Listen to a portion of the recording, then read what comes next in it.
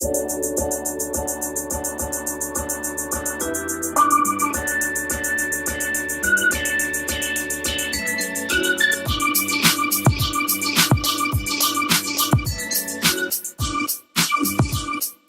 我哋學校所用嘅 3D printer 咧，會用到呢個 Up Studio 咧去印嘢嘅。佢之前嘅版本咧都比較複雜啲嘅，咁今次嘅版本就非常之簡單易用啦。咁我哋一齊睇下咧點樣去透過 Up Studio 咧去印一個 STL file 啊。咁左手邊一系列嘅 function 咧，我哋好多都唔會用到嘅，我哋咧只會一陣間會緊 Up 呢個 function 嘅啫。咁因為咧個 Up Studio 咧其實唔知道呢個 3D printer 咧嘅所有設定值㗎，咁所以咧就需要咧做一啲嘅測試，去知道咧呢個嘅 3D printer 嘅設定值。咁第一個測試咧就叫 Auto Level。咁 Auto Level 咧就要首先將佢嗰個測試儀咧插咗落去個 nozzle 度先。nozzle 咧就係個 printer head 啦，不過咧我哋咧因為呢個叫噴嘴，所以叫 nozzle 啦。Auto Level 個測試儀咧，其實佢本身都有個磁力嘅，咁所以插嘅時候要小心啲咯。咁因為測試咁，所以我哋要將所有嘅障礙物咧移開先。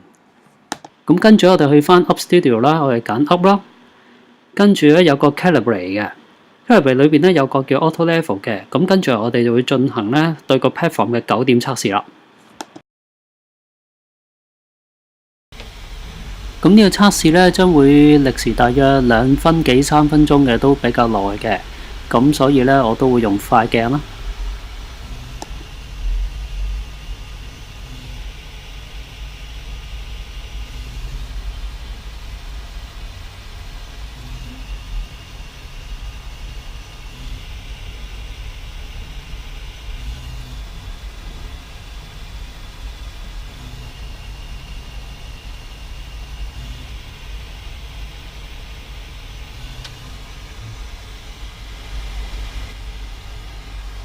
咁測試完成咗之後咧，就要將個 Auto Level 嘅測試儀咧掹翻佢出嚟先。咁樣將原本嘅插頭咧都還原翻啦。記住插嘅時候咧，個 platform 都要小心啲啊，如果咪好容易整爛嘅 platform 嘅。咁下一個測試咧就係 nozzle height 嘅測試啦。咁呢個測試咧最主要咧就係 detect 下咧個 nozzle 個高度咧同個 platform 之間嗰個最短嘅距離係幾多。咁當然要清潔咗個 nozzle 個噴頭先啦，如果唔係咧測試出嚟嘅結果就會錯晒啦。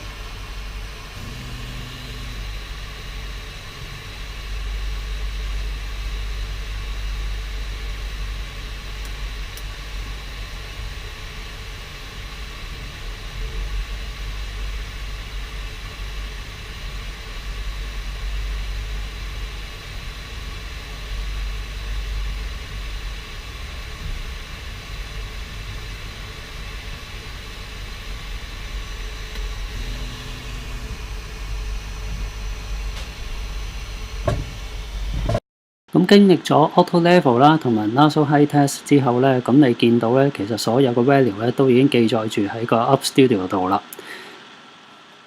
咁記住咧，跟住就要撳 confirm 啦。咁我冇撳嘅原因就係我之前 detect 咗一次啦，咁呢啲 value 咧都冇改到嘅。咁跟住嚟咧，我哋就可以撳加號啦。加號之後咧，就會見到咧，我哋可以揾翻呢我哋嗰個 STL file 喺邊度啦。咁撳左手邊 icon 啦，咁我哋就揾翻一個 STL file 啦。咁跟住咧就可以 OK 啦。佢自己會食咗喺個 crypt 裏邊嘅 crypt 咧，就代表咗咧就係你個 3D object 咧將會係點樣去印出嚟嘅，擺喺個 platform 上面。而呢一刻咧，我哋就要將個 filament 咧插翻喺個 nozzle 嘅頂上面啦。咁當然啦，用之前咧，佢會有一條嘅guiding tube 咧，需要入咗落去個 filament 上面嘅。咁呢個 guiding tube 咧，就跟住咧就可以插落去個 nozzle 嘅入口啦。咁跟住咧，我哋咧就會揀 maintenance， 即係最底嗰個 icon 啦。咁有一個叫 extrude， 咁揀咗 extrude 就可以將整個嘅 filament 咧食入去個 nozzle 度啦。咁但係咧個過程都需要時間啊！你見到咧，其實咧個 nozzle 咧係需要一熱嘅，因為咧嗰啲 filament 咧係需要熱咗先至可以咧印到出嚟嘅。咁當佢夠熱嘅時候咧，個 nozzle 咧就會開始食嗰啲 filament 入去啦。個過程咧就好似咁樣啦。咁當然亦都係好需要時間啦。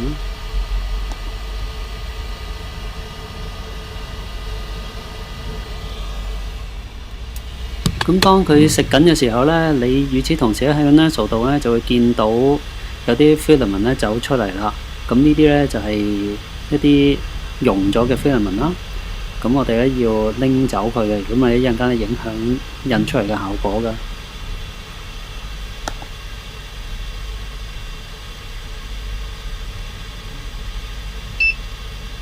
好，剛剛咧你聽到佢嘟一聲咧，就代表咗佢已經準備好啦。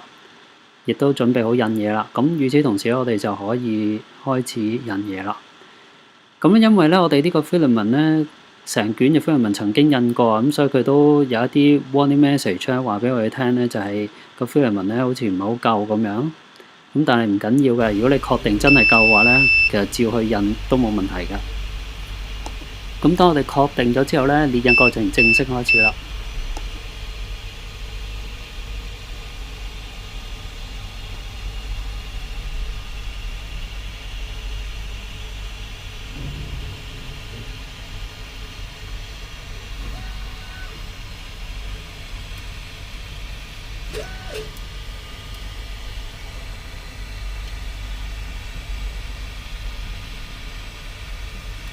所有嘅 3D printer 咧都需要咧印一個嘅 3D object 嘅底座嘅，咁啊以固定咧一陣間所印出嚟嘅 3D object 咧會可以黐實喺個 platform 上邊嘅。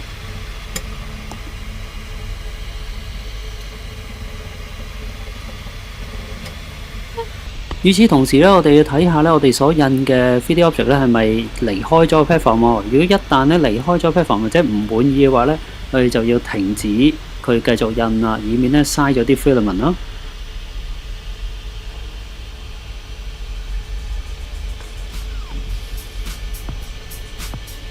希望今次嘅 3D printer 教學咧幫到大家去印你嘅 3D object 啦，拜拜。